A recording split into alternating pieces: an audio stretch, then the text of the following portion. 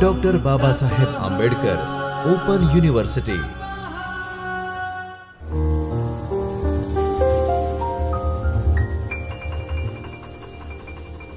नमस्कार विद्यार्थी मित्रों, doctor Baba Saheb Ambedkar open university के चैतन्य स्टूडियो से मैं डॉक्टर आशीष कुमार सिंह, सहायक प्राध्यापक हिंदी, आप सभी का हार्दिक स्वागत करता हूं। विद्यार्थी मित्रों, आज मैं यहां उपस्थित हुआ हूं बीए ऑनर्स की इकाई 3 लेकर, जिसका कोड है HND MJ 101 हिंदी कहानियाँ।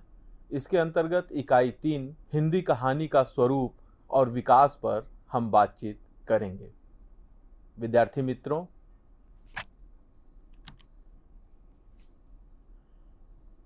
हिंदी कहानी का स्वरूप और विकास भाग 1। इस पूरी इकाई को 2 भागों में बांटकर हम अध्ययन करेंगे।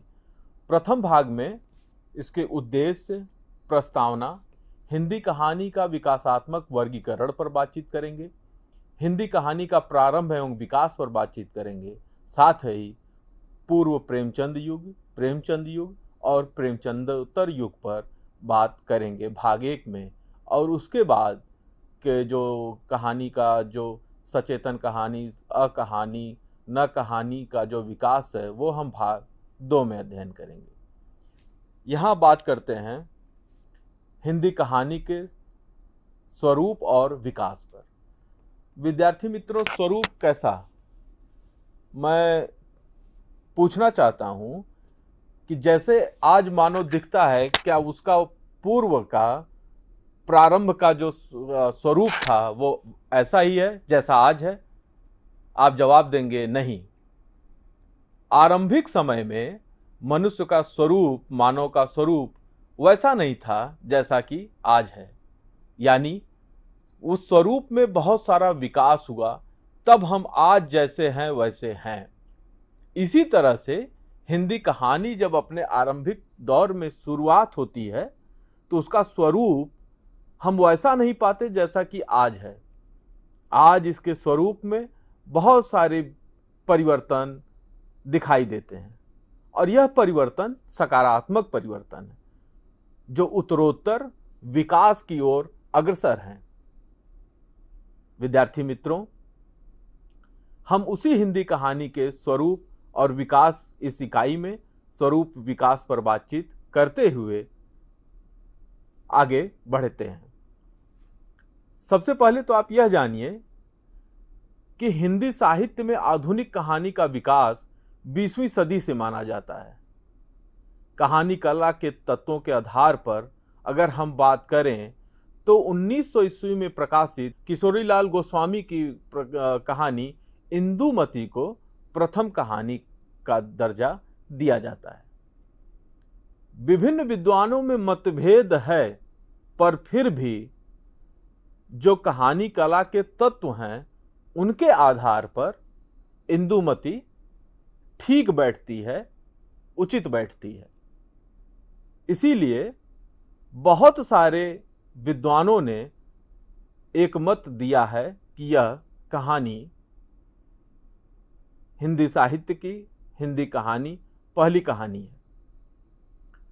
पूर्व प्रेमचंद युग से लेकर आज तक हिंदी कहानी की विकास यात्रा अनेक पड़ावों को पार करती हुई 21वीं सदी में आगे बढ़ रही है। इन पड़ावों में कुछ भारतीय राजनीतिक एवं सामाजिक परिस्थितियों तथा कुछ पश्चिमी साहित्य के प्रभाव स्वरूप कहानी के रूप में परिवर्तन अवश्य हुआ है। कहानी के क्षेत्र में कई नए लेखक आए जिन्होंने कई नई लेखन पद्धतियों का आविष्कार भी किया।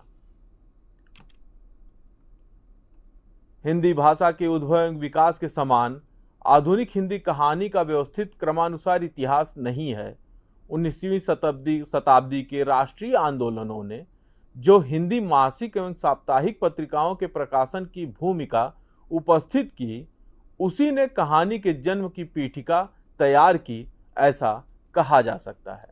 पूर्व प्रेमचंद युग में जो कुछ कहानियां लिखी गई हैं वह इस प्रकार हैं। एक टोकरी भर मिट्टी माधवराव सप्रे 1901 में, प्लेग की चुड़ैल भगवान दास 1902 में, पंडित और पंडितानी पंडित गिरजा दत्त वाजपेयी 1903 ईस्वी में, 11 वर्ष का समय आचार्य रामचंद्र शुक्ल 1903 ईस्वी में, दुलाई वाली बंग महिला ने लिखी है 1907 ईस्वी में। हिंदी के आरंभिक मौलिक कहानीकारों में यही नाम आते हैं, जिन्हें हम पूर्व प्रेमचंद युग के नाम से भी जानते हैं। हिंदी में ऐतिहासिक कहानियों की परंपरा वृंदावन लाल वर्मा की राखी बंद भाई और तातार एक वीर राजपूत से प्रारंभ मानी जाती है। प्रेमचंद के जो पूर्व प्रेमचंद युग है, इसमें यह इसलिए महत्वपूर्ण है कि यह हिंदी कहानी का प्रथम दौर है जिसमें हिंदी कहानी अपने पैरों पर खड़ी होती है। यद्यपि पैर लड़खड़ाते हुए थे, पर फिर भी हिंदी कहानी खड़ी हो रही थी अपने पैरों पर। प्रेमचंद युग। प्रेमचंद जी ने एक जगह कहा है कि उन्होंने कहानियां लिखने की शुरुआत 1907 ईस्वी में की। प्रेमचंद ने लगभग 300 कहानियां लिखकर एक युग को अपने नाम पर स्थापित कर दिया। उनकी ये 300 कहानियां मानसरोवर के 8 भागों में, 8 खंडों में आपको मिल जाएंगी।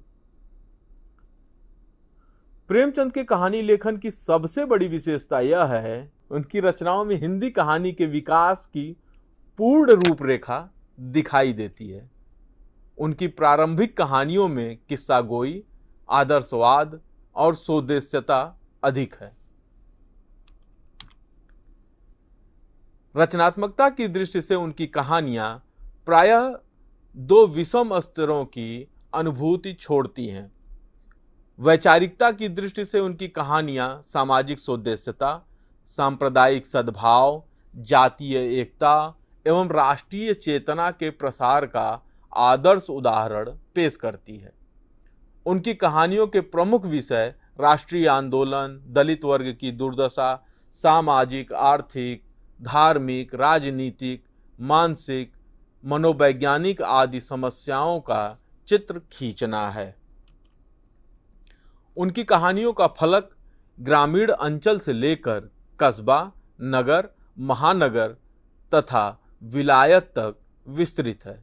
उनकी कुछ प्रमुख कहानियां निम्न हैं: बलिदान, आत्माराम, बूढ़ी काकी, अलग्योझा, विचित्र होली, परीक्षा, सवा शेर गेहूं, शतरंज के खिलाड़ी, अलग्योझा, पूस की रात, होली का उपहार, ठाकुर का कुआं, बेटों वाली विधवा, ईदगाह, नशा। विद्यार्थी मित्रों, इनमें से कई कहानियां आपके कोर्स में भी लगी हुई हैं, जिन्हें आपको अवश्य पढ़ना चाहिए। और वैसे भी प्रेमचंद की लिखी हुई कोई भी कहानी विद्यार्थी मित्रों आपको अवश्य पढ़नी चाहिए। जब भी जो भी हाथ लगे उसे पढ़ लेना चाहिए। बड़े भाई साहब, कफन। इन कहानियों में ग्रामीण और कस्बाई जिंदगी, सत्याग्रह आंदोलन, स्कूल और कॉलेज का वातावरण तथा जमींदारी, साहूकारों, सरकारी दफ्तरों के क्लर्कों और उच्च पदाधिकारियों द्वारा आम आदमी के किए जा रहे शोषण की समस्याओं का चित्रण मिलता है। भारत देश के सामाजिक एवं राजनीतिक परिदृश्यों के 2 दशक सन 1916 ईस्वी से सन 1936 ईस्वी तक के घटनाक्रमों, जनसंघर्षों और सामाजिक परिवर्तन की आकांक्षा के प्रामाणिक और विश्वसनीय अंकन की दृष्टि से यह कहा जा सकता है कि प्रेमचंद से बेहतर कथाकार और कोई नहीं है। अब बात करते हैं प्रेमचंदोत्तर युग। जैनेन्द्र, सच्चिदानंद, हीरानंद वात्स्यायन, अज्ञेय और यशपाल इस दौर के सर्वाधिक महत्वपूर्ण और प्रतिनिधि कहानीकार हैं। जैनेन्द्र का कहानी संग्रह फांसी सन 1929 ईस्वी में प्रकाशित हुआ। उनकी कहानियों का आधार आसपास का जीवन और परिचित यथार्थ है। उन्होंने प्रेम में उत्सर्ग की भावना को कम कर कहानी को सामान्य जीवन से निकट लाने की कोशिश की है। उनकी नायिकाएं केवल हाड़ मांस की पुतला ही नहीं, बल्कि वास्तविक स्त्रियां हैं जो संघर्ष करना जानती हैं, जिनके तेवर आक्रामक हैं और वो अपने हित को लेकर ठोस कदम उठाने वाली हैं।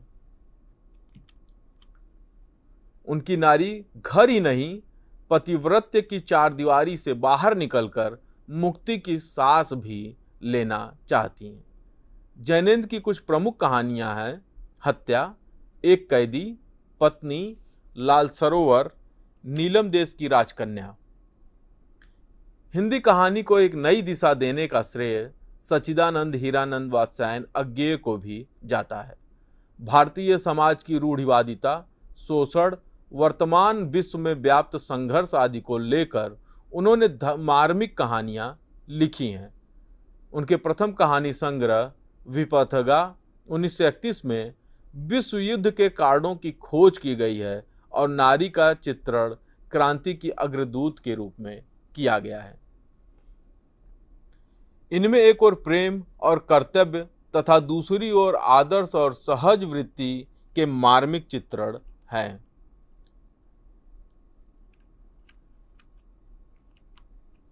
इस युग के कहानीकारों में कुछ और नाम जोड़े बगैर यह युग पूर्ण नहीं होगा, जैसे भगवती प्रसाद वाजपेयी, भगवती चरण वर्मा, राहुल सांकृत्यायन, उपेंद्र नाथ अस्क, विष्णु प्रभाकर, अमृतलाल नागर, अमृत राय इत्यादि।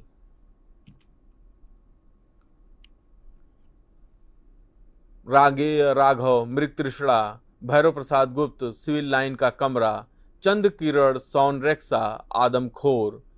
इस प्रकार समग्र रूप से देखें तो हिंदी कहानी की विकास यात्रा में इन 3 चरणों का उल्लेखनीय महत्व है।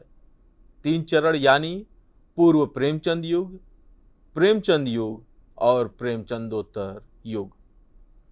प्रेमचंद ने हिंदी कहानी को मजबूत नींव देते हुए उन्हें कलात्मक ऊंचाई तक पहुंचाया। जयशंकर प्रसाद, यशपाल, कौशिक, सुदर्शन, उग्र आदि ने कहानी को सामाजिक पीड़ा की अभिव्यक्ति का सफल माध्यम बनाया। जैनेंद्र और अज्ञेय कहानी की मनोवैज्ञानिक धारा के अग्रदूत बने।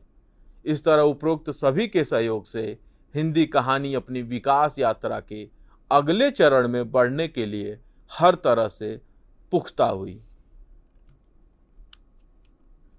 इसी के साथ यह इकाई का भाग 1, इकाई 3 की भाग 1 यहाँ पूर्ण होता है। धन्यवाद, नमस्कार।